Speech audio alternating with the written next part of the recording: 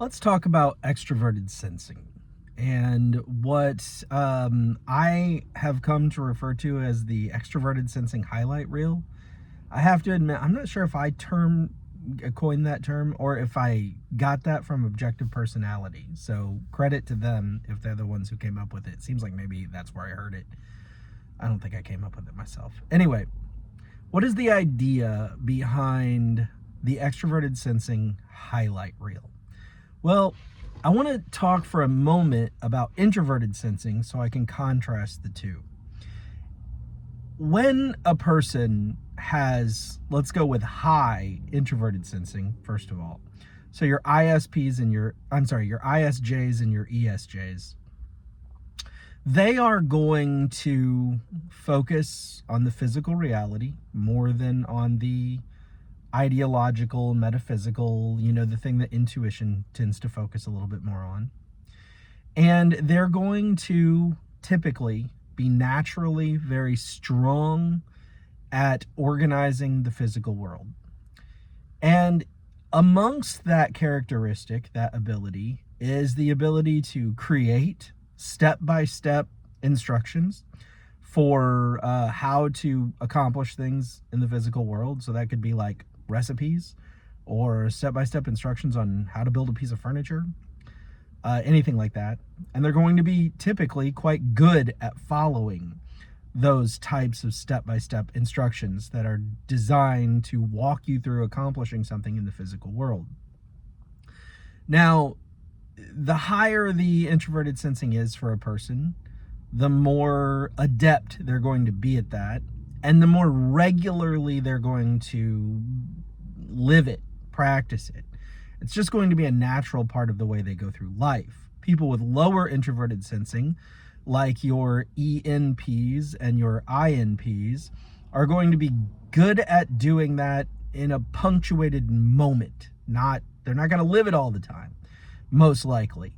They're going to be a little bit more disorganized in their life a lot of times, with moments of organization brilliance.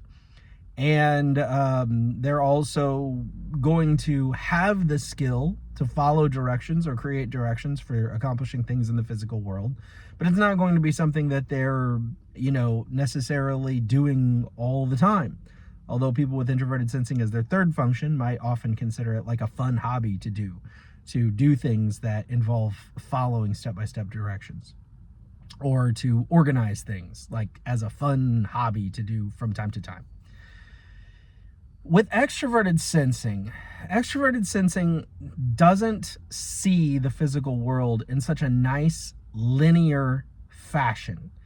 It doesn't look at the physical world and say, okay, we're gonna see the physical world in this step-by-step manner.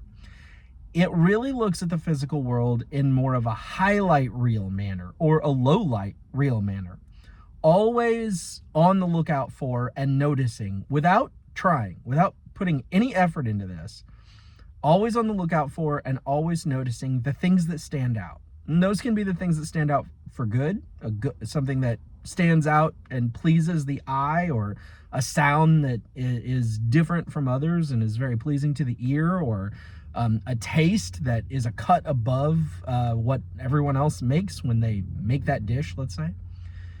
Or on the flip side of that, they will frequently notice the things that stand out to the negative, something that's out of place, something that doesn't look like it should, something that is clearly no longer what it was supposed to be, something that a sound that is discordant and just doesn't fit, a taste that is, it's not pleasant compared to all the other tastes.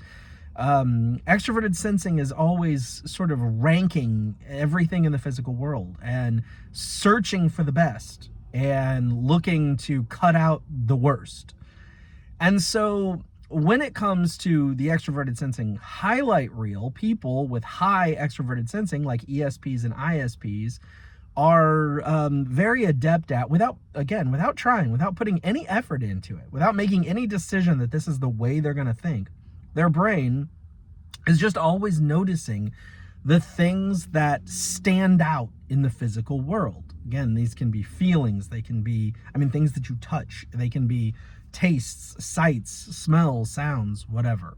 Everybody does this, right? Like, everybody can notice things that stand out physically from their surroundings. But the high extroverted sensing people can't not notice it. It's always turned on in their mind to be on the lookout for the thing that stands out. Now, for me, one of the side effects of this is sometimes, unlike high introverted sensing people, or really people with introverted sensing at all in their top 4 cognitive functions, following step-by-step instructions, I can do it. I'm perfectly capable, but it can be very difficult. And oftentimes I can miss steps, because when you're following instructions on how to accomplish something in the physical world, step 1, do this, step 2, do this, step 3, do this, there are no highlights. There are no lowlights. They're all just necessary steps toward accomplishing the task. If you buy a piece of furniture that requires you to build it, every step along the way is as mundane and boring, as significant and as insignificant as the step before it and the step after it, and all of the other steps that exist within those directions. No step is exciting, and no step is horrific. They're all the same. And so with the extroverted sensing brain, I'm always looking for the highlight, and there are no highlights. And that can cause me to miss something, because I say skip ahead. It's not like I'm turning pages and intentionally skipping steps, but it's that my mind is always looking for the highlight and thinking, well, maybe it's in the next step. Well, maybe it's in the next page. I'm not thinking this consciously, but my brain is just doing it. Now, I've been lately working a lot of Lego sets. And the people who make the Lego instructions, they seem to me like they're high introverted sensing people, some sort of ISJ, ESJ person or people, or the system that was put in place for the making of them was probably created by an ISJ or ESJ type person. And they're fantastic steps. And they're fantastic instructions. And even with that, I find myself at times missing a Lego, skipping a step, having to go back and figure out, why didn't this go together like it was supposed to? And I truly am convinced that it's because my high extroverted sensing mind is always looking for some highlight. And when it comes to building Legos, there's no highlight. The highlight is the end, when it's all done and you look at it and you go, wow, isn't that amazing? That's awesome what I accomplished. But there is no highlight. Now, for low extroverted sensing people, the high NI people, so your INJs and ENJs, they also are going to have this as an aspect of their personality, but it's going to present itself quite differently, because they're going to be very focused on, with their NI, they're going to be very focused on the future, on planning and things like that, which can also cause them to overlook steps in the physical world, or hindrances, barriers in the physical world. They can be a little bit blind to them, because they're prioritizing the future and their plans over the physical and the reality of the now. So, honestly, it's a perfect storm when you combine extroverted sensing, which is always looking for the exciting thing that stands out, with introverted intuition, which is always looking down the road and trying to, formulate a path for the future. These two cognitive functions that always go hand in hand in people who have them in their top 4 cognitive function stacks. These two functions really they're a perfect storm for missing the mundane, step-by-step physical realities of the here and now.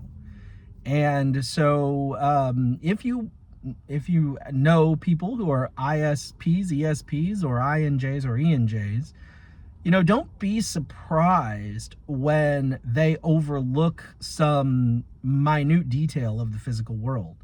Because if it's boring, and if it doesn't necessarily factor in heavily to their ability to prepare for something that comes down the road, it could very well be missed. And even though, with your ISPs and your ESPs, even though we're so focused on the physical world, We're not focused on the mundane of the physical world a lot of times. We miss it.